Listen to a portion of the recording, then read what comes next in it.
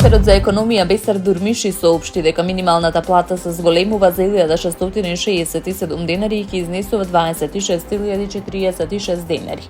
Бруто минималната плата за 2025 година изнесувала 36.037 денари, додека за 2026 ќе изнесува 38.507 денари, односно 26.046 денари нето платата.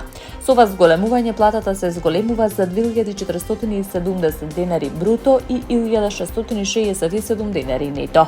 Како што поясни Дурмиши, усогласувањето на минималната плата се врши секоја година во март согласно утврдена формула 50% од порастот на просечната нето плата исплатена во претходната година и 50% од порастот на индексот на трошоците за живот, врз основа на официјалните податоци од Државниот завод за статистика.